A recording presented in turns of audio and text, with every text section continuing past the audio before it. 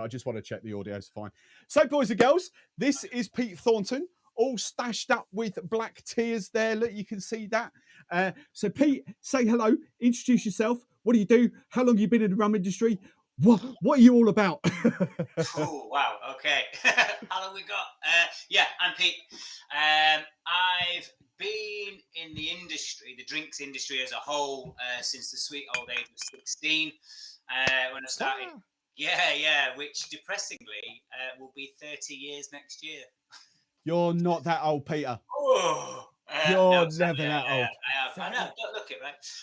Yeah, Wow. so I started at 16. I've covered pretty much everything, if I'm honest. 16, like I say, glass collecting, got into DJing and bartending around about 17. Obviously, for legal reasons, I didn't bartend until I was 18. Yeah, sort of did the two parallel for many, many years. Bartending, got into bar management, predominantly during the daytimes and stuff, and then DJ'd for at least 3 to 5 nights a week on top of that. Yeah, done kitchens for 3 years. I've only ever worked in this industry, okay, since I was 16 years old. I've never worked in another industry. Came out of bars 16 years ago to come onto this side of things. And yeah, became a brand manager and a marketing manager for various brands over those years. What is it now? Be about 13 years when I got into rum. And that was because I was given a rum brand to manage. Are you going to say what that was? Pardon? Are you going to say what that was? Yeah, Puss's Rum. Yay! Yeah. This... My first rum brand to manage was Puss's Rum. This is how I first come to know about Pete. He won't know this because he was working for Cellar Trends at the moment at the time. But this is how Pete was on my radar, because Pete was one of the guys, or the guy, to bring Pussers into the UK. That was all Cellar Trends before. I forget when you offloaded it, but a few years ago. But yes, that's all Pete. Yeah, but nearly 3 years ago. So I actually worked with those guys. I was the brand manager in the UK for that brand for about 10 years. Believe it or not, and grafted very, very, very hard to raise its profile and, you know, get it sort of more recognised by bartenders and consumers alike, to be honest. Yeah, great brand. I'll always have a special little place. Good liquid as well. But other brands include Botram, Bayou, Angostura for a little while. Yeah, loads of different rum brands over the years, which is amazing. And then I left Cellar Trends, like Steve said, and joined the Island Rum Company, or the Island Rum Brands, sorry, as they are now. And that would be 3 years on the 1st of December this year. Wow. Yeah, this is the first time ever I've worked for a brand owner. Which is very, very different, rather than working for an importer or whatever. So yeah, I work for the brand owners themselves. So I'm employed directly by the Island Rum Company, the Island Rum Brand, sorry. And yeah, I look after the UK, Ireland, and Northern Europe. Wow.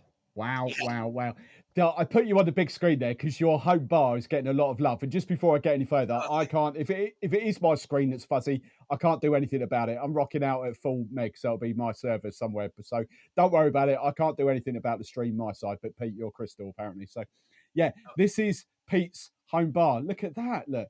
And I can spot, I don't know whether he's going to talk about it, I can spot a slightly different black tears on the back bar there. I don't know whether we're going to come on to that.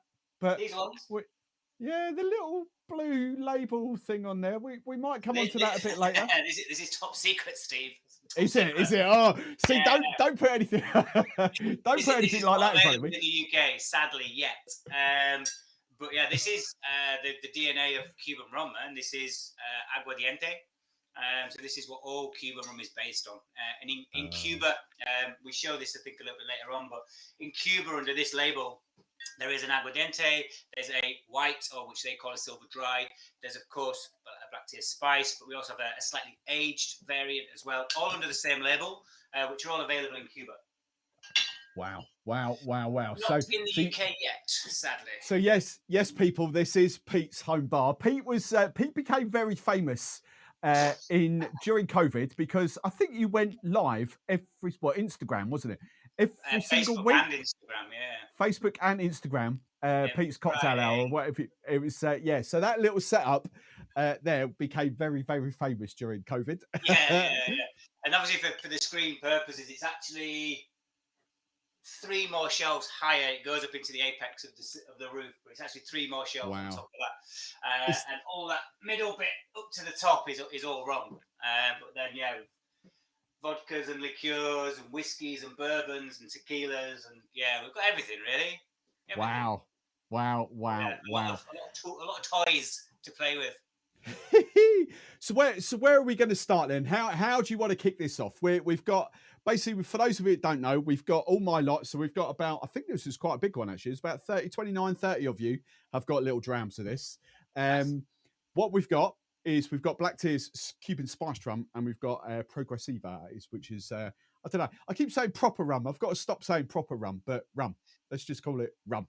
They're both that's proper rum. They're just that's different. proper rum as well. So where do you want to kick off, Pete? Take us on this little Cuban sort of journey, if you like. Yeah, I think again, like I said, I came into rum about 13 years ago, and I didn't really know much about it as a category. I knew of it mainly as a cocktail ingredient. Obviously, your usual suspects, daiquiris, coladas, mojitos, etc. I didn't really know much about rum. I'm probably one of those who's like, I don't like rum, but then you're loving plenty of mojitos and stuff like that. So whilst I was at Cellar Trends, became the brand manager for Puss's Rum, and at that time we only had 2 expressions, or they only had 2 expressions. We had the gunpowder proof 54.5, and we had the 15-year-old.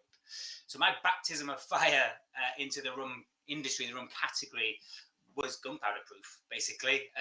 Which it sort of set my palate or destroyed it, either or. Depends how you want to view that one, I guess. But it certainly gave me an understanding and appreciation for big, proper rummy flavors, and then also being Guyanese, just the craftsmanship behind it. So I'm all self-taught, to be honest. A lot of research, a lot of reading, a lot of attending things like this, and listening to people like myself, but for other brands, which I still do and still love to do. But when it came to Cuba, genuinely hand on heart, I until starting with the Island Rum Company and these brands, like, I didn't know that much about Cuban rum, and it's hard to get information about Cuba. Full stop. But certainly Cuban rum, right? Communist state, heavily controlled, heavily governed. So you really, really have to dig. Now, there are some good books. There are some really good websites and vlogs and blogs and things like that. But you do have to go digging for them. So it's not the easiest thing to learn about, really. So for me, the first probably 8 to 12 weeks that I started with these brands, I spent literally just reading and researching, and just became a bookworm again, which was awesome, to be honest. Ever since then we've been spreading the word and educating people more on the artistry and the craftsmanship and everything of Cuban rum. Now, there's some very, very strong, very, very good Cuban products on the market. Again, for the non-commercial ones, you do have to go looking for them, but there's more out there than you think, or you might be aware of. So it's definitely worth having a rummage. Now we have 2 products, like Steve says, and those that have got drams as well. We do have Black Tears dry spiced Cuban rum, and we have La Progresiva Mezcla 13, which we'll be doing separately. I have prepared some slides, which I think Steve is in control of. Just to try and make this a little bit more visual. All right, so you don't have to look at me all the time. It's not 200 slides. Don't worry. We capped him at like 60. No, it's about 30. You just, I'll put this up. I can do that. You just, if you want me to fast forward or skip or whatever, you just say the nod. Yeah. Also, it's gonna be like the COVID thing, is it? Next slide, please. Right, there we go. Okay, so the thing we have to do first, so if you're not familiar with Black Tears dry spice Cuban rum, this is what the full size bottle looks like. It's all very, very cool. You've got brilliant identity on the front. You've got some embossing on the side. That one there is Lagrimas Negras, that way around. And then on the other side, we have the Island Rum Company. So we know that it's produced by these guys. All the bottle iconography and design is actually there for a reason. It's not just because it's cool or someone in a design studio has designed it or whatever. It's actually designed specifically to tell the story of the brand and of the history, the heritage, and also the inspiration for this particular product. Okay. And again, I've worked in rum a long time. I've worked in the drinks industry a long time, and I've seen a lot of things come and go, and some really cool things and some not so cool things. And a lot of things that have been designed in a marketing suite with a great story that literally has been made up for whatever reason. The thing with this one is the inspiration for it and the backstory of it is as authentic and true and 100% Cuban as the liquid and everything else is itself. All right. Now, obviously, what we have to start with is the front of the bottle, right? We have to start there. So, Steve, if you could just go back to the presentation, that would be awesome. I can. Right. Let's do So, that one. That one. Perfect. Thank you very much. So, as we know, on one side of the bottle, we have the Island Rum Company, which is one half of the people that own and produce this particular product, okay, which is why they're on the bottle. The other half of the ownership of all of these products is the Cuban government. Okay, this is all these products, including the other ones that are not available in the UK that we sort of mentioned earlier on. They're all done in conjunction with an official joint venture agreement with the Cuban government, and that is super important. Okay, because there's only one other joint venture agreement in place, okay, with the Cuban government and a third party, if you like, or a foreign company, and that is Pernod Ricard with Havana Club. Okay, now that's like 28, 29 years ago, something like that, when they signed theirs, and they've done all right. You know, they've done well. So hopefully, you know, we're in good stead. Just sold the odd few bottles. Yeah, I think I've heard of them. You see them around, but yeah, so I think we're in good stead on that. The one massive difference between their joint venture agreement and our joint venture agreement is that ours is all built around this one product. Okay, and the one word specifically as well, which is spiced. Okay, now the journey, the story, and everything about this one particular product is actually 12 years old. Okay, the people behind the Island Rum Company, they got together and started this journey 12 years ago when they first spoke to the Cuban government, of which there are two elements to the Cuban rum production. There's the sugar side and the rum side, and you have to speak to both because yeah, it's Cuba. And, you know, yeah, it's just the way things are. But just to make things a little bit more difficult, I guess. But you have to work with both sides and to be able to produce this. Now, because we wanted to lead with a spiced rum, they thought we were crazy. Like, what? No, absolutely not.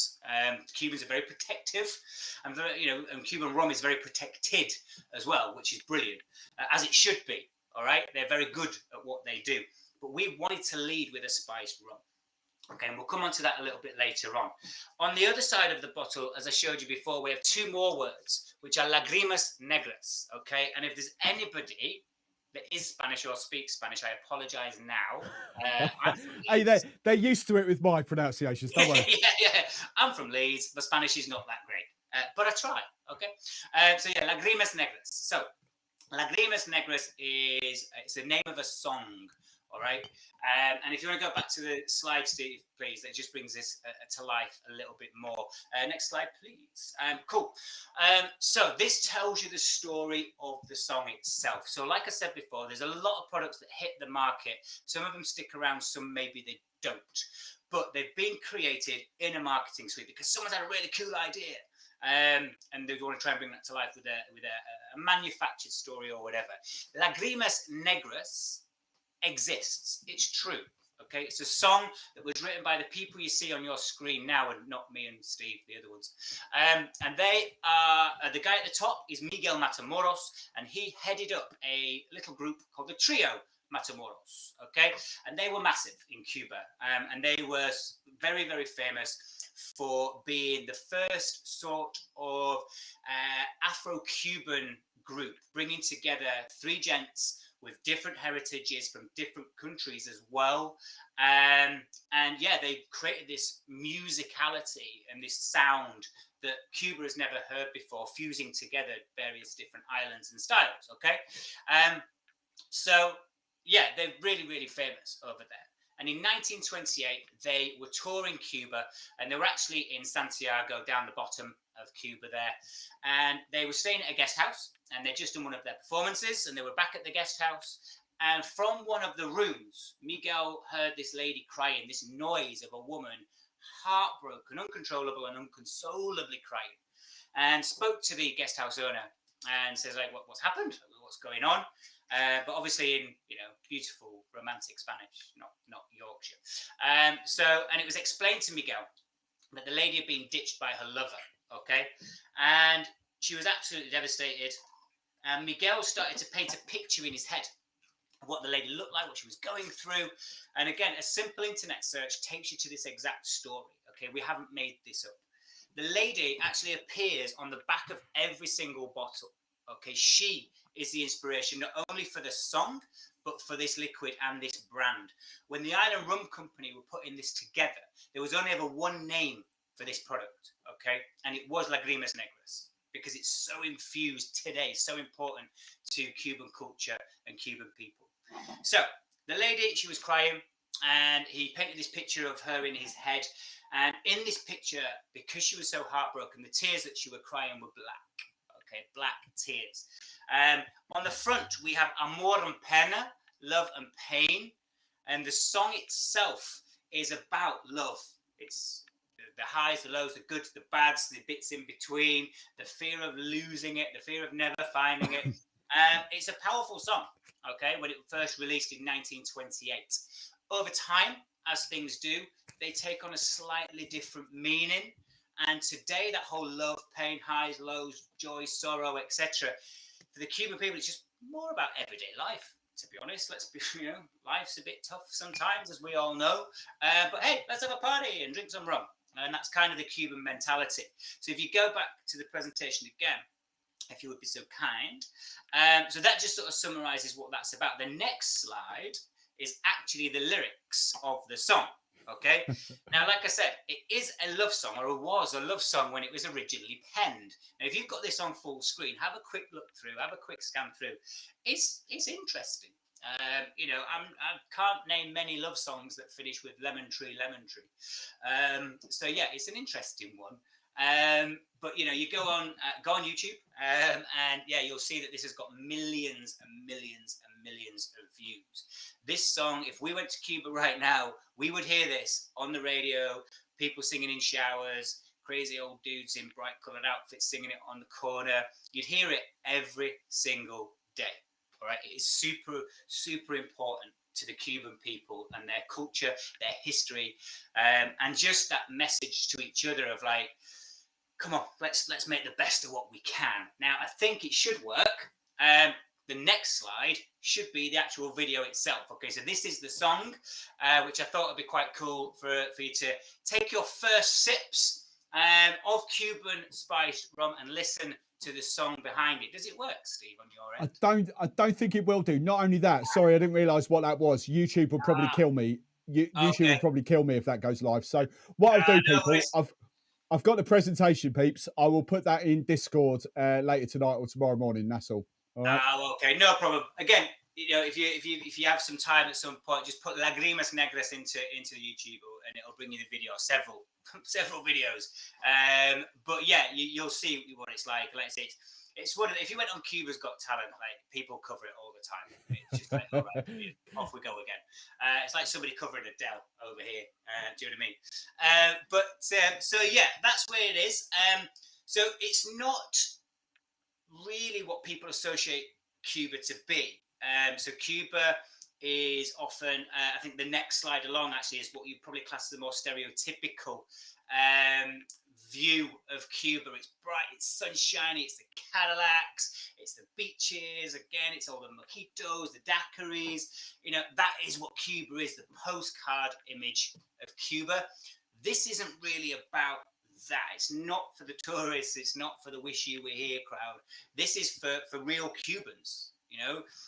This is why it was created, to give Cuban people something that they can relate to, something that's important to them, but also something that is very, very different. They have never been able to walk into a store and buy a spiced or flavored of any sort rum, okay? Because Cuban rum law strictly prohibits that. So Until now. even, hang on. So even spiced rums produced outside of Cuba, Cuba wouldn't have sold those at all. No, very rarely. What? You might be able to get Captain Morgan, but yeah, maybe. Okay. But no, Wow. no, not really. They can, you know, if they went on holiday and duty free or whatever, they can bring it back, absolutely.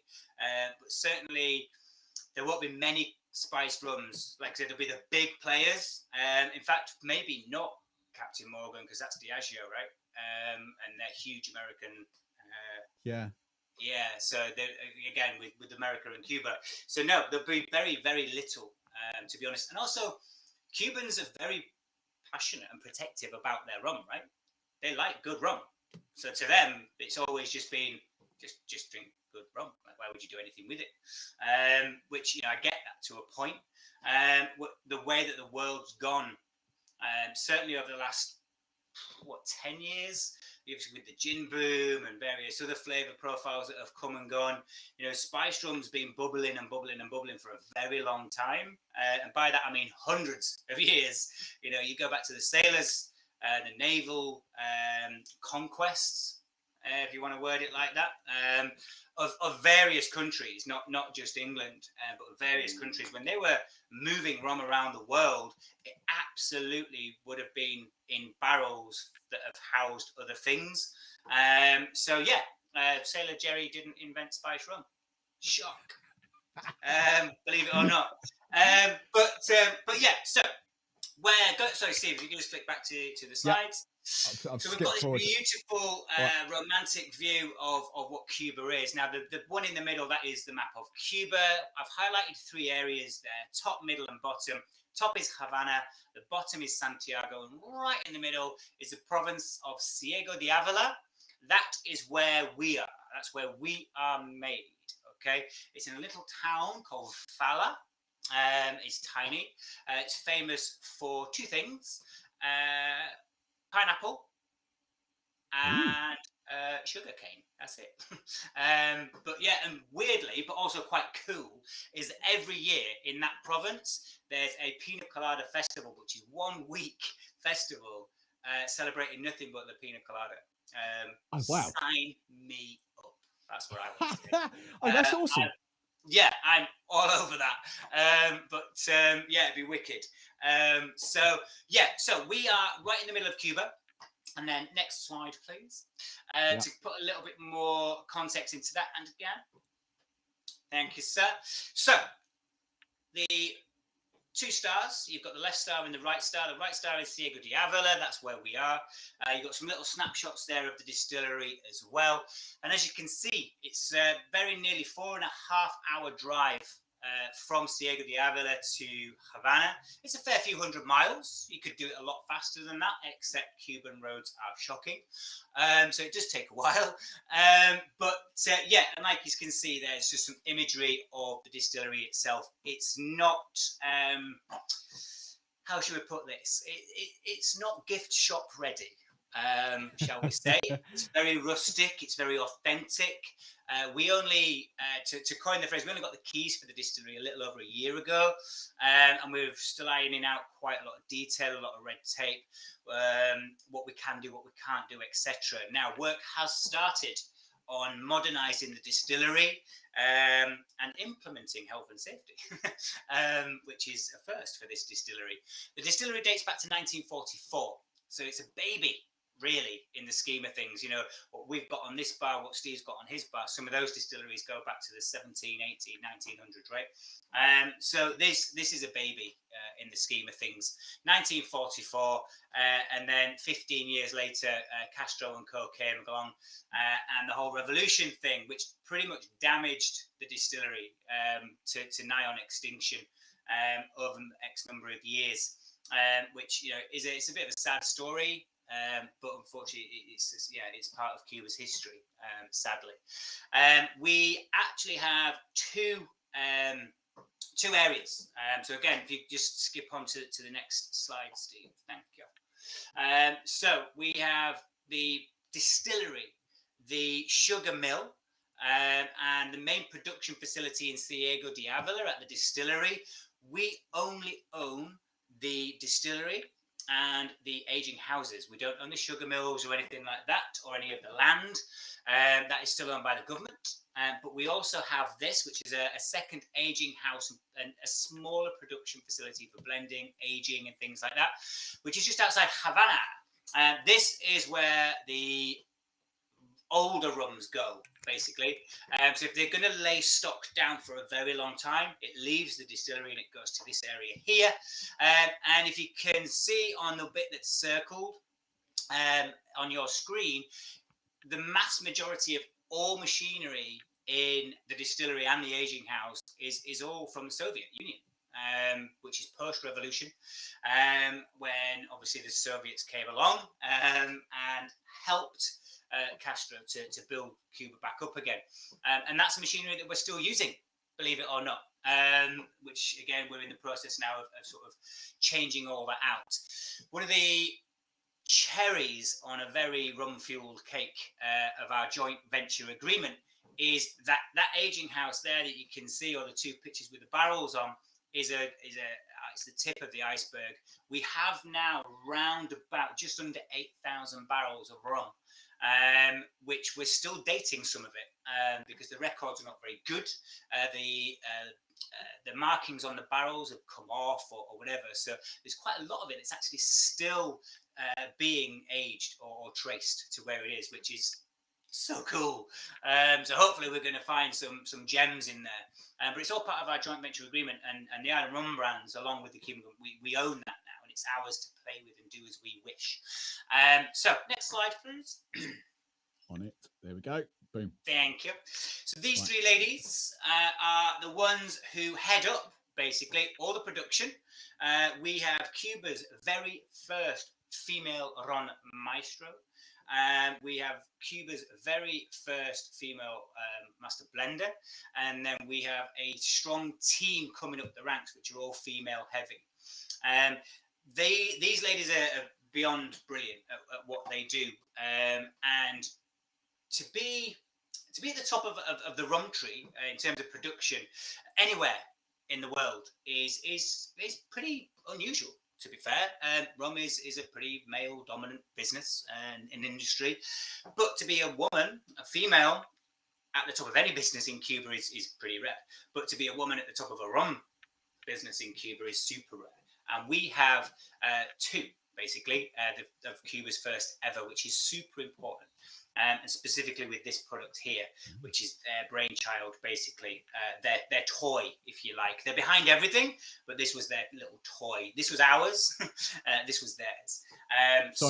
Sorry, he's pointing to the bottles, just in case you can't see that. That's why I put that back on the big screen. Oh, sorry. Which one was theirs? And which one was what? So La Progresiva is their sort of little baby, their little toy. This was always the Island Rum brand's #1 priority. Let's get Cuban spice rum to the market. This is what we're going to do. Yes, the two ladies were integral in creating this, but this was their more sort of their passion project, if you like. Wow. Okay. Cool. The first time they were given carte blanche. Go and do what you want, ladies. But we'll come on to that. We'll come on to that. Yeah. So I've seen some great comments come through already. Next slide, please. It's like being on COVID, isn't it? Like, so it's only 3 slides left, people. Don't worry. Oh yeah. Oh no, it's not death by PowerPoint at all. So I've seen some great comments coming through already about what people are getting. In particular, there was one about the chili. So in here we have a Cuban rum, traditionally produced. No cheap distillate, no cheap products, no whatever. They only make one rum. Okay, we know that it starts its life as aguardiente. This is basically under 2 years old. If this is over 2 years old, they can now call it rum. Okay, so in Cuba, any distillate under 2 years old, you cannot label as rum. If it's over 2 years, you can label it as rum.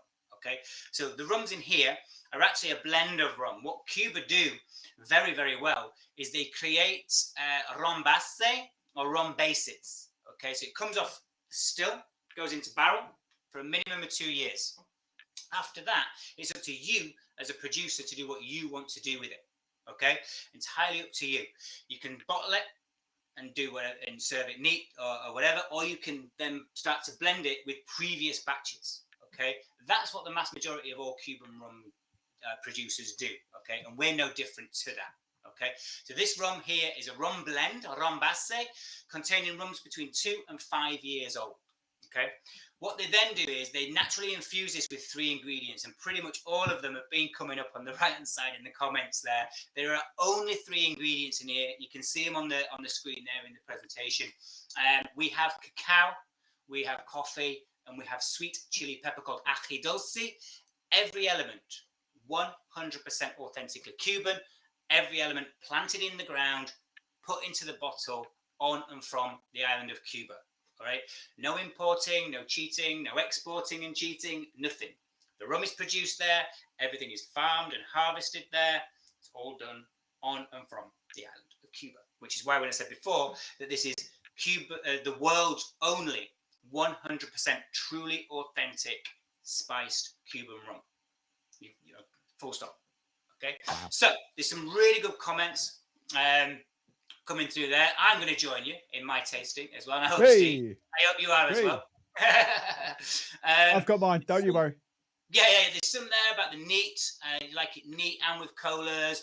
You know, the great thing with it, and it depends which hat you wear when you're tasting anything, to be honest. First and foremost, you come in this with your rum hat, because that's what it is. It's a rum base, right? So what do you want to do with your rum? Where would you normally take your rum? Is it neat, or is it with a little bit of water or ice or whatever? Or do you go straight into a mix? It's up to you. It's your drink, okay? Or you come to it with the other way around, which is the flavors themselves. Okay, so you put your spiced hat on and you start with the chocolate, the coffee. The sweet chili pepper for me is more there for sensation rather than flavor. Doesn't really bring much flavor profile, but it certainly gets the back of the tongue tingling a little bit. And I think I've again seen a couple of people mentioning that already, which is great. So for me, if I'm trying anything for the first time, I do everything neat. And when we do tasting sessions like this, we always advocate neat as well. It is a 40% ABV product, so you're not being shortchanged on booze. Hurrah! Which is a good thing. Why you drink anything less, I'm not quite sure.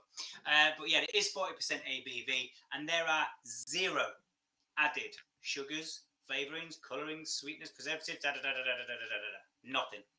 Reason being, you're not allowed. It's as simple as that. Cuba strictly prohibits any of that. That's why it's taken so long to get a spiced, flavored, whatever you want to word it, rum produced in Cuba in conjunction with the Cuban government, because this is adulterating your rum post-production, which they don't agree with. Okay, we've had to jump through a lot of red tape and a lot of hoops. I'm sure there's been some envelopes passed as it is, you know. Obviously, if anyone sees this in Cuba, that's not true at all. But yeah, it's taken a long time, and a lot of the conditions attached to the production of this is around the authenticity of Cuba and of the product. All right, so we're not allowed to bring in any ingredients or anything like that. You know, we work with specific farmers in specific regions for each ingredient. It's all traceable. It's all, you know, we can tell you everything about the cacao or the farmer there, because we have to, because the Cuban government can check up on it at any time. So it's very, very important that's the message that we get across, that it is all natural. I'm sure there's a lot of people watching this now or watching it back later that drink spiced rum, and there's so many of them, let's be honest, right? But the ones that are all natural, no added sweeteners, flavors, there's not so many of them. That is absolutely beautiful. I love that. There's so much love coming in here on the comments from this. Yeah, I can see. It's great. I love that. We do talk, like, I don't get me wrong, I love spiced rums. We do try and focus on proper spiced rums on here, but very rarely do we get a proper spiced rum like that, where you can actually pick where the ingredients have come from. And it's yeah, you know, but also you can see what I think of it. Man, you should see how many empties I've got after lockdown.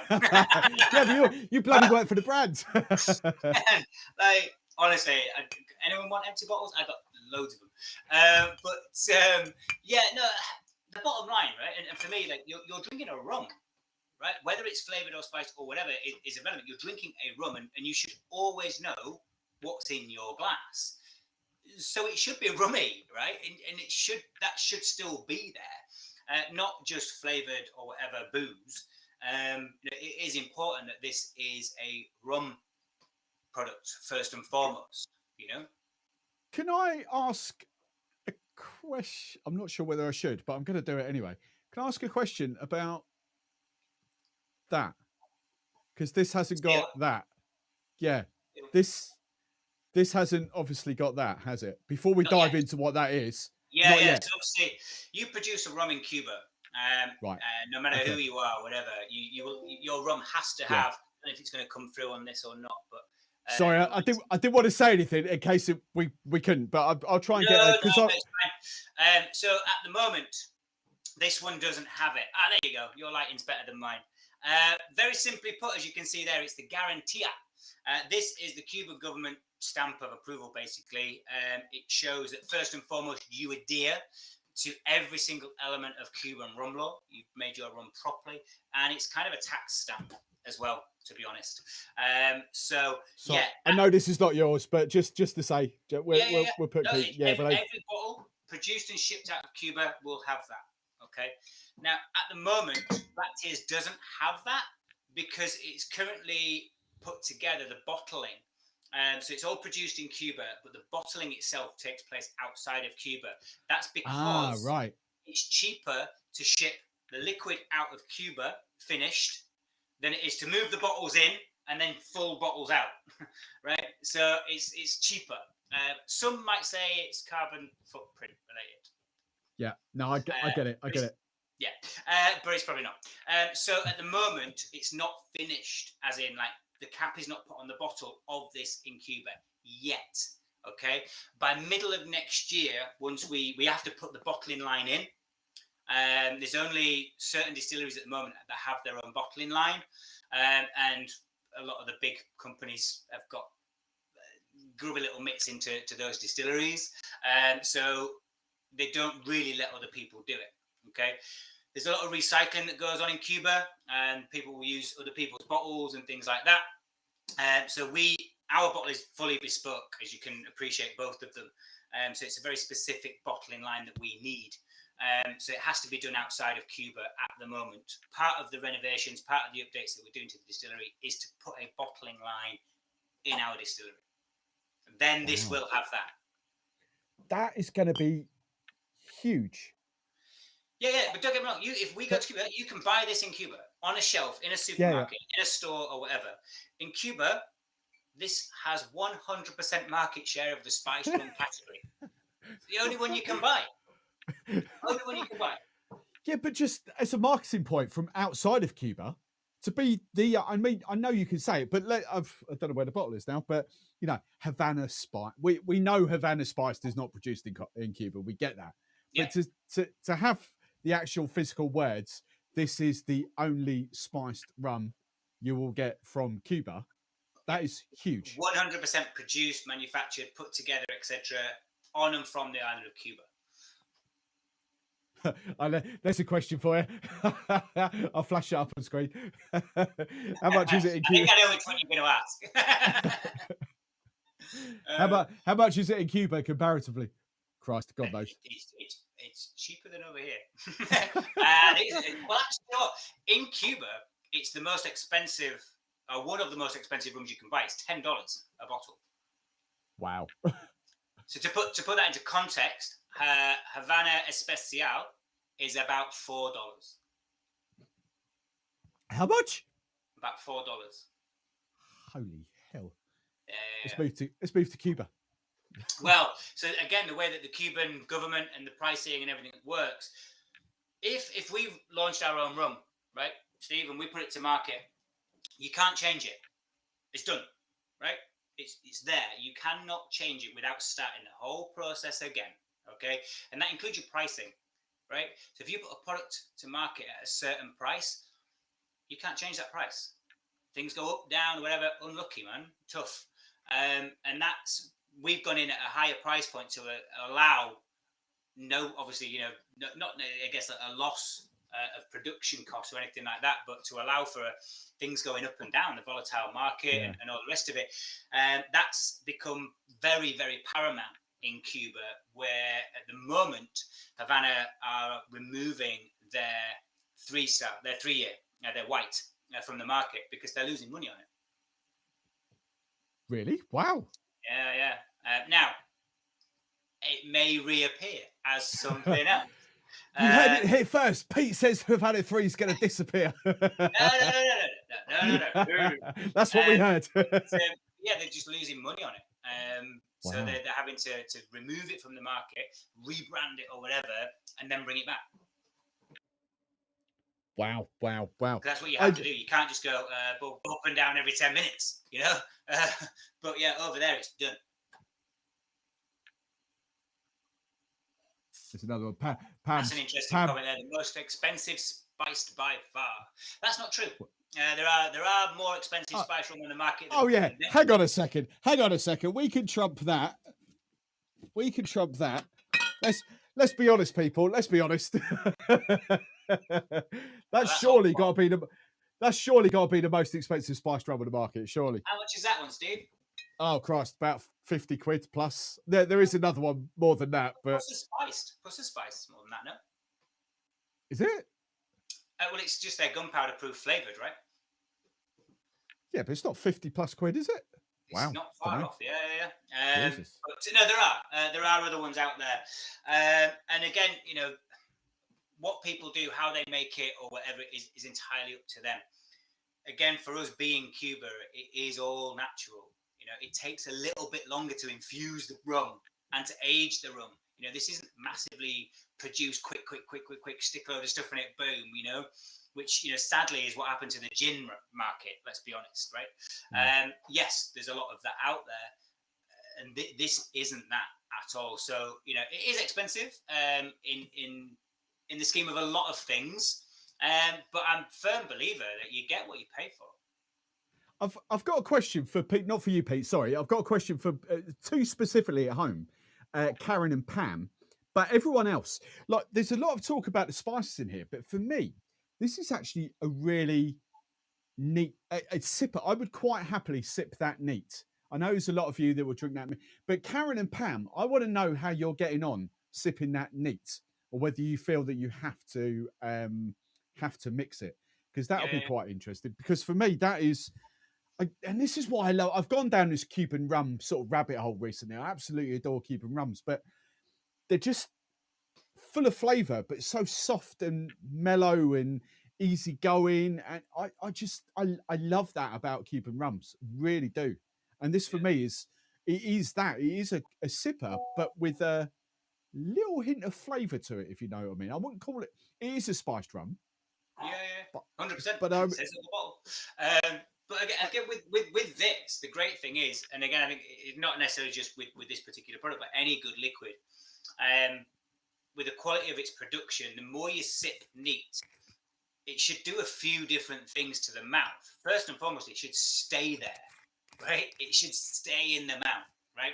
Because that then means that every sip you take, it's just going to layer and build and layer and build and layer and build. So the more you sip, the more your head and your mouth start talking to each other, and it goes off then in God knows how many different directions.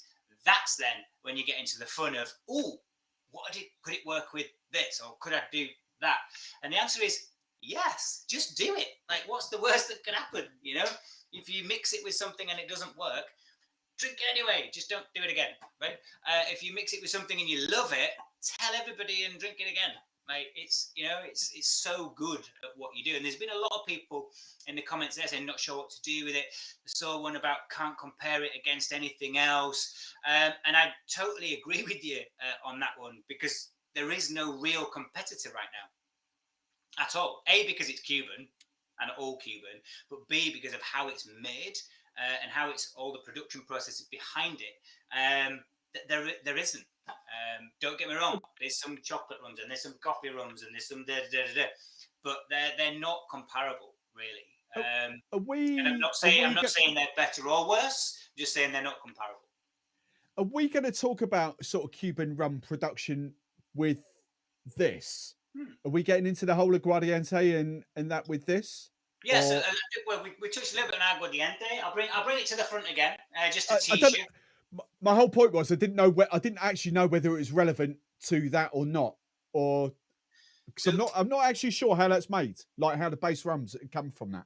So basically, you get your in Cuba, you get your sugar cane, you squeeze it, you get the juice out of it, you ferment it, right? You make your rum in the normal processes. We actually have a double fermentation process. We have one which is a slightly smaller batch of ferment at a higher temperature, and that kickstarts the fermentation process and creates a lot more sort of deeper, more burnt sort of flavor profiles. Okay, dark, deeper profiles. That batch is then transferred to a larger fermentation tank, which is done much bigger, much slower. So it goes through two different fermentation processes. Okay, then it goes through a normal distillation process. There's nothing untoward about it. Cuban rum is all columns still. If anyone was just about to ask, yeah, there's no pot stills, certainly that we're aware of, that are working for production in Cuba. All right. Now there may be some somewhere in the back of someone's distillery or whatever, but as far as we know, there are no production pot stills in Cuba. Okay. Very quick process, really. It's what it is. Distillation doesn't really take that long. Comes off the still, somewhere in the region of 72, 74% ABV, and goes straight into barrel. Okay. Well, like I said, it has to sit in that barrel untouched for a minimum of 2 years for you as a rum producer to be able to label it as rum. If you take that rum out of the barrel before 2 years, you have aguardiente. Okay. Now, nothing wrong with that. This is banging. It's great. This is also 40% all natural, great stuff. But it's aguardiente. It's not classed as a rum because this is not 2 years old. Okay. Once you get to 2 years, you can do what you want. Okay. Nearly every rum producer does two things. They keep what they class as true age stock. Okay. True age is exactly that, right? It's not blended. It's not anything. Or they'll blend it with bases, or the madre, the mother base, ron base. It's up to you as a producer what you want to blend it with, how many times you want to blend it with, and then whether you want to age that blend as well, right? You don't have to blend it and bottle it. You can blend it and then age that blend, right? So it is quite a complicated process without, I mean, I do have a really good proper nerd alert presentation on Cuban rum production, and I kid you not, it took me a while to get my head around it. Like some of the flow diagrams and this and that is just like, whoa, okay. It is quite complicated when you try and explain it, but to Cubans, it's just the way they've been doing it for hundreds of years, basically. Now, you could argue, given that Cuba's native tongue is Spanish, they've been, a Spanish colony for centuries, pretty much all of that time, give or take a few little glitches along the way.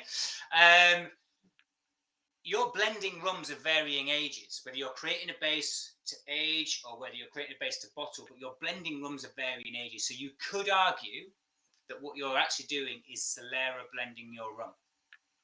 You could. Ooh. I know. Ooh. Right? Which is another potential swear word when you speak to people about Solera. Personally, I have nothing against Solera products, Solera rums.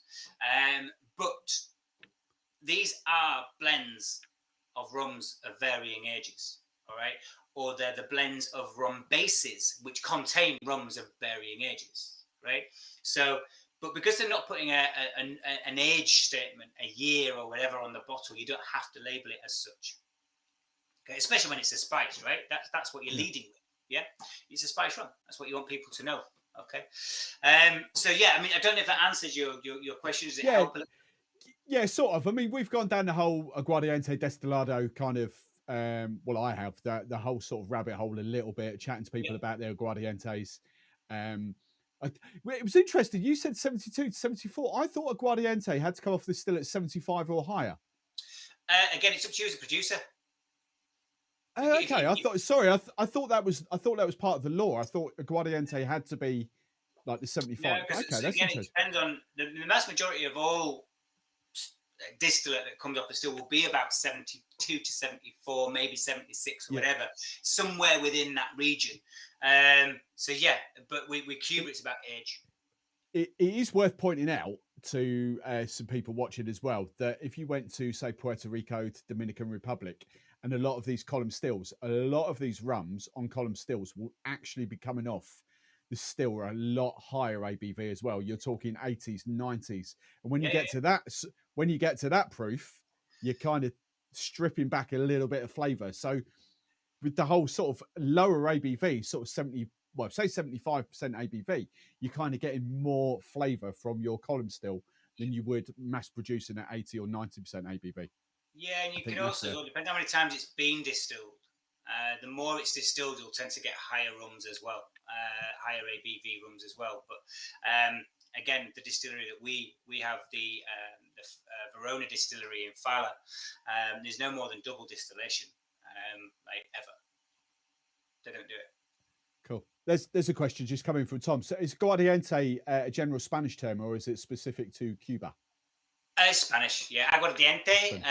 It's also Portuguese or whatever. You know, it's that sort of Spanish. It's firewater, basically. That's what it means. Wow. Okay. Cool. That's what it translates to. Which, if you go back through the history books, when the explorers found the New World, that's how a lot of them described this liquid as firewater, because it burned. Obviously, back then. It was a little bit less refined than what we have today. I mean, don't get me wrong, there's still some pretty unrefined stuff out now, to be fair. But certainly back hundreds and hundreds of years ago, you know, you made your distillate and you drank it. Or you traded it. Yeah, no one was like, right, we've got nothing. We've not even got a roof on our house, but I'm not going to sell you my rum. I'm going to keep it. Not a prayer. It was sell, trade. So yeah, it was pretty unrefined. Kill Devil, Firewater. You know, there's a lot of cool, very cool descriptions of early rum production that you can find out there, and that's all Aguardiente is. Right. Okay. Cool. So yeah, it's just because I've read. And I've also been told a few other things by some other brands as well about aguardiente and the passion behind that goes into the actual base aguardiente on there. And I thought, so when we're talking, and I mean, it might come up in this, but when we're talking about the destilado is like the lesser quality rum of that. It's either like goes through the distillation again, or it's the heads and the tails, if you know what I mean, of that Yeah, sort of. again, it depends on the producers themselves. It can be the heads or the tails. It can be a blend of the heads and tails. It can be the bits left over or whatever, or it can be just what they class aguardiente as: it raw, unrefined, unaged, fresh off the still, bosh, done. It's, you know, it's not a lost in translation thing. It's just how you want to word it versus how I want to word it. Now, there's something that just popped up there about aguardiente less than 2 years. Yes, is the short answer to that. If you have a distillate, and you want to do something with it, if it's under 2 years, you cannot label it as a rum. Okay, if it's over 2 years, you can label it as a rum. However, if you as a producer want to have aged aguardiente, you can call it that. You don't have to call it rum. You can say it's aged aguardiente. It's up to you. Yeah, and that's another thing. It's just like, well, but it's rum though, right? No, we want to call it aged aguardiente. But that would be rum, wouldn't it? It's like, so yeah, it's certainly not the clearest countries or whatever, but it's also what makes it quite cool as well. You know, they're not. I know you put about the GI there. Yes, they're very, very. So the Cuban Rum Law was written in the 1820s. and it still stands today, right? And yes, science has evolved and techniques have evolved and blah, blah, blah, but the fundamentals for Cuban rum production, you have to adhere to the Cuban rum law that was written in the 1820s. And that was written after a very, very, very long, essentially a competition, right? Like Cuba's got talent, but with booze. I don't know. Yeah, we'll go with that. Yeah, do you know what? And I'd sit and watch that. Not this dross, but anyway. So yeah, the Cuban dignitaries, the power leaders, if you like, of Cuba, along with the royal family, the monarchy of Spain, ran this competition through Cuba for somebody to create the definitive style of Cuban rum. Okay, they were so far behind after being selfish with their rum, or actually banning the exportation of rum out of Cuba, and that was by the Spanish monarch at the time, who banned Cuban rum being brought out of Cuba, certainly to Spain, which damaged them massively. All right. Now, by the time they realised, actually, do you know what? We can make a lot of money out of this. We should do it again. They were massively behind in terms of quality and science. And you look at all these other countries that were finding the Caribbean, but they were bringing in distillers and scientists and alchemists and all of this to make things better. And Cuba just didn't do it, or the Spanish didn't do it. So they ran this competition and literally like, right, come on in, tell me what you've done, why, and why this is Cuban rum. And this went on and on and on and on and on and on. And then one day, this chap turned up with his rum, talked them through it, what he's done and why and how, and this is what Cuban rum's going to be all about. And it was all Cuban. It's all 100% Cuban. It was I think at the time it was also a double fermentation process. It was a minimum of 2-year aging and and the chap that helped to shape Cuban rum law, to write Cuban rum law, was a little chap, Don Facundo Bacardi. We know that name. Yeah. But yeah, he is, he and his family, his team, are pretty much responsible for writing or setting out Cuban rum law. Wow. Yeah, back in the 1820s. Wow. So these and anything else that comes out of Cuba is absolutely built on the fundamentals of what that is, right? So it has to be all Cuban. It has to be minimum 2 years old. It has to be all natural. At the time, it had to be a minimum of 40% as well. However, you can get Cuban rum slightly less than that now, which is not a bad thing. It's fine. It's certainly when they come to exporting it or whatever, there's probably tax reasons and stuff in that as well. But yeah, so there's a lot. I mean, it's a hefty document. And again, on the full-on nerd alert presentation that I've got, there are quotations from this rum law on certain slides that tells you what you have to do and why. And stuff. It's very cool. Maybe for another night, that one, Steve. Part 2. Right then. But yeah, part 2. Hey, mate, you're more than welcome. Bloody hell. Right. Are we what? So right. Okay. So we're moving on to. I can't even say it properly. How do we say it? Ron La Progresiva. La Progresiva. Progresiva. La Progresiva, and it's underneath. It says Mezcla 13. Okay. So I did see something crop up earlier. I'm going to address that first and foremost. Okay. So this is Mezcla 13. For any Spanish speakers, this mezcla translates to mix or blend, and that is what this is. It is blend number 13. We're not, which is why it doesn't say anything about Solera or aging or years or anything like that. This is simply La Progresiva blend or mix number 13. Very simply, as you can imagine, there were X number of blends put together, and it was a case of, right, which is best? Let's taste it, let's analyze it, let's put it out there, which is best. And everyone was like, oh, we like this one. Okay, blend 13. Okay, cool. What should we call it? Blend 13. Cool. So it must have been like 5 to 5 on a Friday when they were having this meeting. They were like, yeah, blend 13 is fine, move on. So La Progresiva, as we said a little bit before, when the two female, the blender and the distiller, when we got the keys to the facilities, and they've got full access now to all this liquid.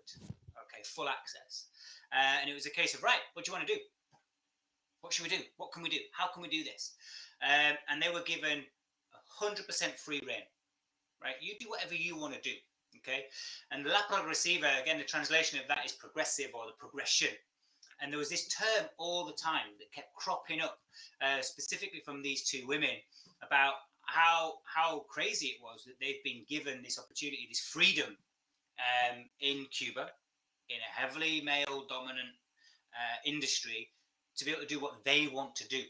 Okay, and it was about how progressive this was and how forward-thinking it was, and that's where the brand name came from. Right. Which is cool. Okay. Yeah. No, I like that. That's cool. That's sorry, there was another question that come up here, because this is 41% ABV, isn't it? Yeah, 41. Do you know off the top of your head what the Cuban limit is on the ABV? So again, the original Cuban rum law was it must be 40%. Right? 40. Now you can get lower than that, and you can get slightly higher than that. Anything over 40 is classed as really super premium, and like, woo, right? Okay. Fancy. 1%, come on, we could have done better than that. But obviously, again, when it comes to blending this particular product, the ABV is slightly lower than when it goes into barrel, obviously. So in here, there are actually, it's two rum bases, okay? Right. And these two rum bases contain rums between 11 and 15 years, okay, between the two bases themselves. And then they blend these two together. So in here, you have rums between 11 and 15-year-old, okay, which have been rested as blends, okay? They're not. Oh, interesting. Right. Okay. Yeah. So there is two rum bases that have been put together and then rested, aged again, and then they've been mixed themselves. Okay, so it's two different rum bases that cover 11 to 15 years old, 41% ABV, and Cuban filtered water. It's as simple as that. Yes, in here, in the black tears, the dry spiced Cuban rum, we've got the Cuban rum, we've got the spices, we've cut it down to 40%. Cut's just a fancy word for diluted, let's be honest. But it sounds better. In here, you've got rum and water. That's it. Zero additives, sugars, preservatives, Black tears, dry spice Cuban rum, you'll find no more than 9 grams of sugar per liquid litre overall. Right? We're not talking added or anything like that. That's overall as a product. In La Progresiva Mezcla 13, you're looking at 5.5 grams of sugar per liquid litre overall. Okay, not added, not spooned in or anything like that. Just natural residual sugars within the product. Okay. Personally, I'd have liked to have seen this at maybe 43, 44, 6. But that probably says more about my palate than anything else. But there's some great comments as well, like coming up about this already. This so black tears dry spice, as we said before, we've bounced some ideas about how you can mix it, etc. I was actually sipping on a little mule as we started, which I've neglected now because I've been talking, but it works really well as a Cuban mule. In cocktails, the mojito is really, really good. Colada, as you can imagine, is great. But switch out your rum for a daiquiri and put this in a daiquiri. There's a drink called the Tears of Mary Pickford, which is my own fair creation. And one that we did a lot actually during lockdown. 2 cocktails a week for 61 weeks. So we've got a lot of suggestions for this one in particular. You can have a lot of fun with this one. My brother and I, we have our own bar in Halifax, and this features quite prominently on our menu, as you can imagine. But it's in about four of our rum cocktails, and the Tears of Mary Pickford and our espresso martini. This is the main rum of that. And it is epic, okay? And it is the only product. We don't have any other rum in there, okay? It's just black tears, coffee, sugar, And in an espresso martini, it's amazing. Have fun with it, This one, La Progresiva, is what I call me time rum. Okay, me time in a room that's quiet, no kids or anything, and just a bottle. Let's be honest. And no, we'll have a glass as well, whatever. But yeah, they're very, very different occasion, very different usage. Don't get me wrong. You put this into something like an old fashioned or a Manhattan or a Sazerac, it makes a really good Mai Tai as well. It'll be quite a pricey Mai Tai, but it's a good Mai Tai. But again, you can do a lot with it. I was on Manhattan with Angostura Amaro just before. That's what that is before we started. Yeah. That's it's absolutely delicious. Really good in a Manhattan. Really good in a Manhattan. But then saying that, Black Tears in a Negroni is amazing. Genuinely. I went to into Amsterdam. We did our importer in Amsterdam did a trade show over there recently. And the whole point of what we did on their stand and everything was take spice rum, but we did old-fashioned, a Negroni, and a Sazerac. And it was to showcase a rum that not many people have heard of from a category that they probably felt didn't deserve to be in the classic cocktail category, but how you can make really good classic drinks with a spice rum. Whereas with this one, I mean, it's your drink. Enjoy it how you want to enjoy it. So, can we just sort of clarify then how the Progresiva is made? Is it so? I'm assuming I was going to say the warehouse. That's not the word I'm looking for, but the aging. Where is it? Aging house. There we go. There's lots of different barrels at different ages. And the ladies there were kind of just playing about and blending a few barrels here and there and came up with it. How? Yeah, so in your aging house, you'll have banks and banks and banks of true age rum, untouched, right? That barrel is exactly what it says on the front, right? Right, okay. Put in there and it has never been touched since, all right? True age rum. You'll also have areas in a warehouse or an aging house that are rum bases. So blends. Now so when you look at the front of a barrel, if you've been to distillery tours or anything like that, you'll see that they chalk things on the barrel, right? Dates and stuff like that. On these barrels, they will have when it was blended and what it's been blended with. All right. And that's them then blending rums of varying ages, but resting those blends as well. They might only rest them for a few months. They might rest them for many, many, many years. Right? It's up to them. It's up to you as a producer. They might only rest it for a week, right? But it's up to you. Is that? This is a blend. Like I say, you've got 2 different rum bases, which contain rums that have been aged for between 11 and 15 years. All right. The bases themselves were made out of rums. So one is between 11 and 13 years, and the other one is 13 to 15-year rums. Okay, so 2 bases, we know that. And then those have been rested. Yeah, the 2 different rum bases have been rested. Then they've been blended, rested for a little bit longer, less than a year though, because we don't want to increase the age. Once it's been blended, they don't add more age to it. And then they bottled it at 41%. So the bases themselves could actually be, even though you say between like 11 and 15 or well, whatever it was, 13 and 15, the bases themselves could actually contain 4 or 5 different rums. Yes. Or just 2 different rums. It's just that blend. Yeah. Wow. So you're putting together rums of varying ages, right? Yeah. So this is, to me, this is a kind of Solera blending. Right? Yeah, I totally get it. It. But what you're doing then is you're blending your blends, basically. Yeah. So what you've got then is, so if this blend here has rums between 11 and 13 years, and this has rums between 13 and 15 years, right, cool. Well, let's put those together then into one bottle. So you've now got a blend which contains rums between 11 and 15 years, right? Now, once you've blended those together, you can go, cool, that's it. Boom, bottle it. Let's go.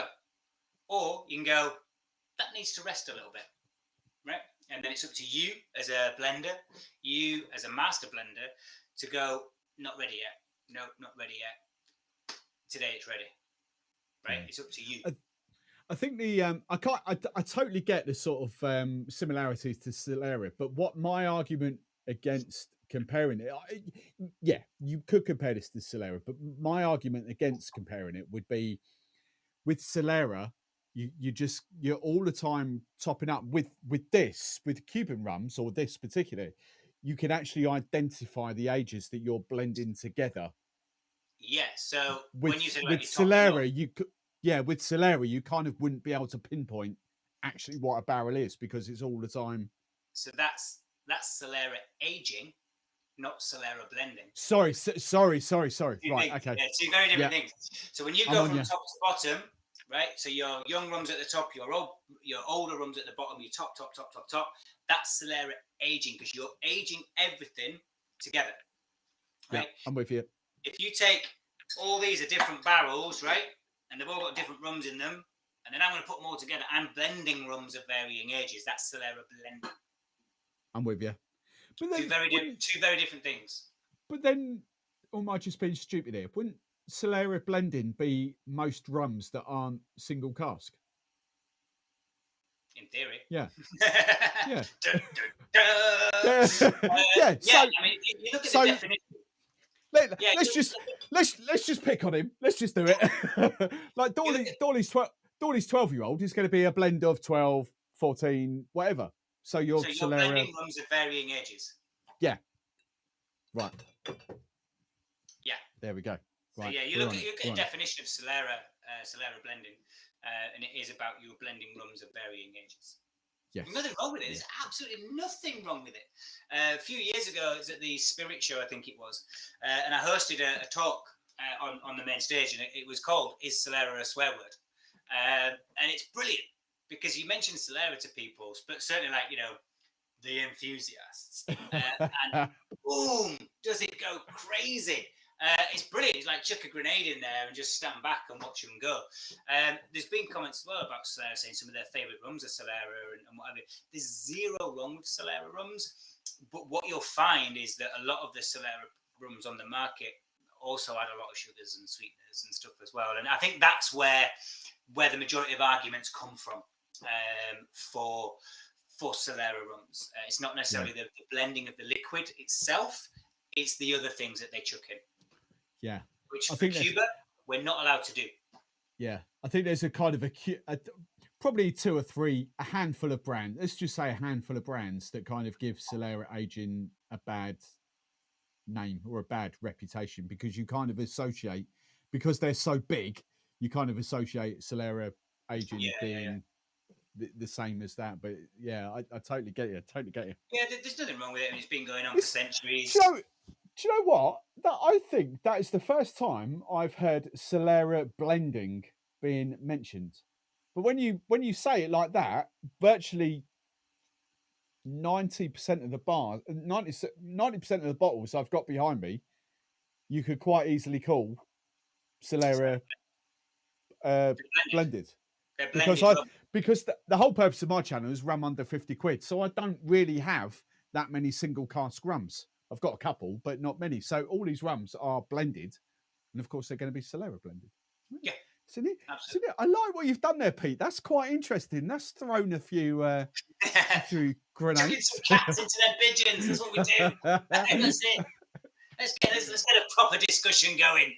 Wow. Yeah. No, it's down to wording or interpretation of wording or whatever you want to do.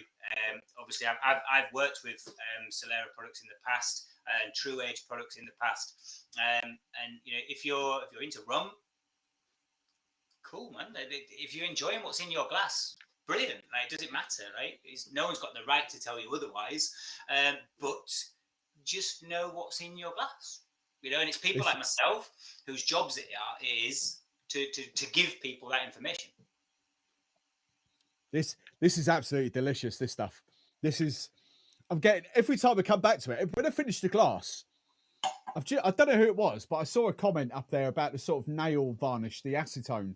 When I finish the glass, I totally get that off the glass. I don't get it off the rum, but I get it off the residue in the glass. Yeah, so that's your esters. that are Yeah, in your rum production, right? Which is good. but And again, I get. the clearer the esters and things like that in your rum, it's not masked. If this was pumped full of sugar or whatever, you wouldn't get that at all. Okay. Um, but yeah, we've done this a few times where empty your glass responsibly, obviously, uh, and leave it for 10 minutes. Leave your glass empty. Good luck with that, by the way. But yeah, just leave it for 10 minutes and then come back to it. You can still smell the rum. The Black Tears one is amazing. That's been empty now for however long we've been doing Yeah. that. That's amazing. The Black Tears one. You can still smell it. You smell all Yeah. the flavors, all the coffee, all the chocolate. All right, it might take a couple of smells, go back to it a couple of times, but it's still in your glass. And like yourself, this has been empty since 20 minutes or whatever. I haven't covered it. It hasn't been kept there so that it keeps the flavor in or anything. It's open and it's still there. And again, that is all about the quality of production and the quality of ingredients that are used. That because they're not artificial or laboratory created or whatever, they stay. They're heavy. They stick around a lot more. I'm interested about the Progresiva. So, I've got a few questions to throw at you here because I've seen something. I think you might have been the one to say it to me as well. But there's something else coming. There's another. Yeah. So extension? not fingers crossed. It's done. It's bottled. It's ready. Right. It's all done in Cuba, and we have a 100% 8-year-old under the same label. Okay. Under the same label. It's the same ABV. Again, I'm a bit gutted about that. I'd like this. Have you? So here's the other question that can dive straight into this now. Have you tasted some Cuban rum? Because obviously, for our end, we never really get to taste the Cuban rum at a stronger ABV. The only one, obviously, is Havana. Well, I've got is Havana. I'm always going to call it Cuban barrel proof, but whatever the hell it's called these days. Selection. What's it called? Selection de Maestros. Yeah. No, have you ever tasted? Personally, I've not tried anything other than what I've currently got access to, and Selection de Maestro, obviously, as well. But now, not dropping this for any other reason, but at the end of November, we are going to Cuba to visit the distillery and everything like that. So, which I can't wait for. It's my first time in Cuba. Certainly my first time with these guys. So yeah, I'm like, let me try everything. Because I was going to ask, have you tasted that, like the Aguardiente, like 60% ABV or anything like that? And it's not yet. So why? All right. So I know you've got the little bit of history and stuff, and you've done the research. But why is Cuba 40% when we've got in a world where we could get Barbados, Guyana, Jamaica at like 60% or whatever? Why would Cuba be 40% ABV? I love it. I get what you're saying about the extra ABV, like the 44, 46%, but why 40? I think yeah, the extra ABV probably, like I say, it's probably more about my palate than anything else. Yeah. But so again, it just goes back to when Cuban rum law was written, and at the time, Don Facundo Bacardi and the Bacardi family and what have you, when they made this rum, they were like 40% is the mark. It's the sweet spot. This is where it should be at. And it was always 40%. It's just the way it is. Now, don't get me wrong. Other producers, certainly in times gone by, with moonshine or some guy making it in his yard or whatever, who knows how strong it was, But yeah, I'm sure there are other people making other products at different ABVs. I'm just curious because the rum maestros, they're kind of held in such high regard that kind of makes me think why no one's sort of pushed it, especially over the last 10 years, to kind of come out with higher ABV rums. And there's part of me that really kind of does think, well, actually, do they taste better at 40, 41% ABV than they actually do at 46? There's an accessibility as well, because again, there'll be a duty issue and pricing and things like that. Yeah. And like I say, you can buy this in Cuba at 41. You can buy Selection de Maestro at is it 46? I think is it 45. So you can buy it. It's 5. It's just really expensive and classed as like, whoa, this is super premium. Like, whoa, fancy pants. So it's not something, Cuba, like most Caribbean countries, it's not the most cash rich. It's not very affluent.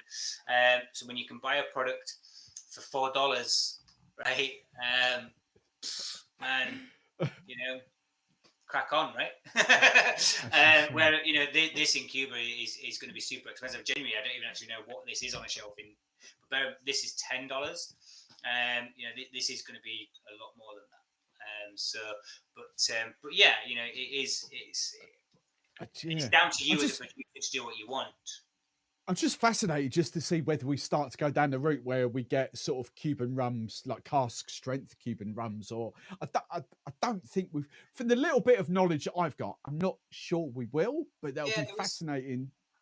I never got that one, but I think SBS did a Cuba, and that was higher ABV under the SBS label, and that was a much higher ABV because obviously what they do or what they don't do with it is they don't cut it if they don't have to, or because they want to do something different.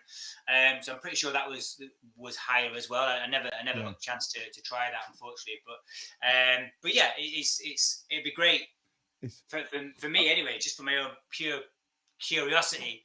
Certainly when I'm there, I'm like, I just want to try everything. Like, give me it all. And it's mad because, and I know this is not your brand, and I'm sorry for dropping it on here, but down at Rumfest, Eminente had their Aguardiente from there, and it was just the taste of Aguardiente, like, because that was the thing, that was the big thing that I saw from Rumfest this year. Everyone under the bar had their own distillates, if you know what, like Plantation had Vulcan. They're still the Vulcan still. They're sort of 65, 70% ABV under. And so this is the big thing coming out now of all these little brands going around Rumfest. They've all got the distillates. But to try that Aguardiente before it had been blended in age, you're just like, bloody hell, that is absolutely amazing. It's a different flavor profile altogether. Yeah. And you would kind of, in a roundabout, Big G's going to hate me for this. He's our, what's it called?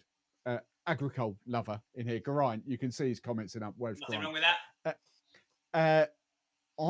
The Aguardiente that I was tasting down at Rumfest almost did remind me of that kind of agricole sugar, even though it's molasses, that sort of sugarcaney distillate, if you like. And it was just wow, this is phenomenal stuff. Phenomenal. Yeah, it is good. And like I said, we've got so certainly for next year, I will have stock in the UK, but not for sale, purely for educational purposes, shall we say, of Aguardiente, silver dry, of the aged, of the, so we'll have more. Whoa, stop. Stop. Aguardiente, we got silver dry. What's that? The silver dry, which is just, it's about 2.5 years, just filtered, clear, white rum, basically. Right, okay. And then we have a slightly aged version, which is about 3.5 years. Unfiltered. Under what banner? Like all under Black Tears. Black Tears. Yeah, so it'll be clear. It'll be clear tears. All available in Cuba. Wow. Like, ready to walk into a store, you can buy all of these different products.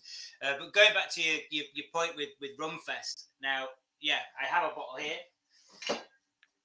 We were at Rumfest with on the cask liquid marketing stand. I also have a sample bottle of the 8-year, and I was supposed to be at Rumfest with these products. However, I had a slight altercation. Had a slight altercation with a chop saw, which made. I didn't make it, unfortunately, and I was gutted, genuinely gutted. I just had to sit at home and watch everyone having a great time. It was quite funny. It was quite products under the counter, like you were saying, but sadly, the thing there, that's every cloud. I still have it, so when I'm out and about now, I can take it with me. So it was quite funny because I was doing some sort of Keith Lemon or whatever. I know from Leeds, but no, it's there for a reason. It's why I've worn a shirt, because it sort of covers it a little bit. Yeah.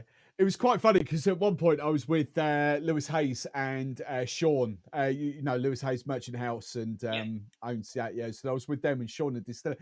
That's when I was chatting to Henrik on the with you guys. Yeah. So he was trying to, because Sean not really sort of studied Aguardiente, and Henrik was trying to educate Sean in Aguardiente. That was quite funny because obviously Sean's sort of in molasses world and proper distillation sort of world. So it's kind of this whole. Well, Yeah, but it's still a molasses product, and it's still fermented and distilled. And obviously, it's just not aged. It's less refined. can you see Cuba? And again, this is probably, well, I don't know. I was going to say probably with like on top of your knowledge, I don't know. But can you see, because Cuba grow sugarcane in abundance? Can you say Cuba doing? Oh, are you? Do you know what I'm asking? Are you going to see them doing like sugarcane juice instead of molasses, or? Some actually can do a mixture of. Yeah. Some can do a mixture of. But again, Cuban rum law is it's a molasses product. Again, some guy in his backyard that's got access to crushing sugarcane. I'm pretty sure if he wants to make his own moonshine or whatever, he's not going to create a molasses out of that. He'll just ferment his sugarcane juice, right? Wow. So I'm sure it's there. But yeah, Cuban rum law is that it has to follow all of this sort of set regime, as it were. So at the moment, I'm not aware, certainly, of any pure sugarcane distillate rather than molasses distillate. Interesting. There's I know. Yeah, I know there's a couple sort of finished-ish, but there's a couple more slides on your. You've got what, 3 slides left? Is that any relevance on here? Yeah, go back. Let's just have a quick. What did we get up to? Page 10, page 11. Yeah, we've covered them. I think the next is just the range, no? I think. Yeah. Page 12. Oh, so that's the 8. So that's a sneaky peek at the 8. Oh, that's where I saw it. Yeah. So that's a sneaky peek at the 8. And did I put the rest of the range on there? I can't remember if I did. There's one more page. So whatever this one is. No, that's that one. There we go. No, so I think we just put the 8 on there because the 8 will come for sale in the UK. But the Aguardiente Super Dry and I can't remember the name of the other one, but the slightly aged one won't be for sale at all, purely for presentation purposes, educational drinking purposes. But yeah, they won't be for sale. Whereas the 8-year, all being well, will land in Q1 next year. As you saw on this, well, I don't know if you did clock it on the slide, but there's only 4,200 bottles globally. I did. I was going to say, obviously, one of those is for me, isn't it? Yeah, well, we're only bringing in our allocation is our maximum allocation is only about 1,200 bottles. That's all right. One of those, I'll have one of those. That's fine. So I just need one. Yeah, I'm like me. So the bottle that I have my sample of, it's just some random horrible. Just there's just written on in hand, 8-year, but it's not even branded up or anything. So yeah, I can't even show you. There's no point in showing you the bottle, but it will look like that, but the label's slightly different. It is very good, and I'm not just saying that. It is very good. Cool. I don't know whether this is going to affect. My headphones have just died for some unknown reason, so I've coming out the speaker now. So if there's any feedback or anything, people just let me know. There shouldn't be. It should be good, but no, not for me. Big G has put a funny question in here because obviously prices are going to change. How much will the 8 be? So, hand on heart, I'm not sure. At the moment, we're still working out the pricing of it. It'll be somewhere similar to La Progresiva 13. It may be a little bit more because there's obviously less of it. So the production of this smaller batches obviously cost us more. But yeah, it won't be much more, to be honest. So yeah, we are trying. We haven't secured our allocation yet because we want the whole lot. We want the 1,200 if we can, but we haven't secured it yet. So yeah, once we've secured it, we can then work it all out. But yeah, it shouldn't be much more than the current one. But cool. Yeah, fingers crossed. We should secure a bottle for here. Yeah. For educational drinking, it's fine. Mate, I'm going to let you go because I'm fully aware it's a school night for you and you're back to work. So thank you so much for tonight. I've just fallen in love with Cuban rum the last sort of 4 or 5 months. I absolutely adore it because I know what you're saying about the ABV. I would love to try Cuban rums at higher ABV, but because there isn't none out there, that's my benchmark. So I've got 40%, but these Yeah, are I think it'll this stuff come. is just I do insane. think it'll It's come. just like proper. I've frozen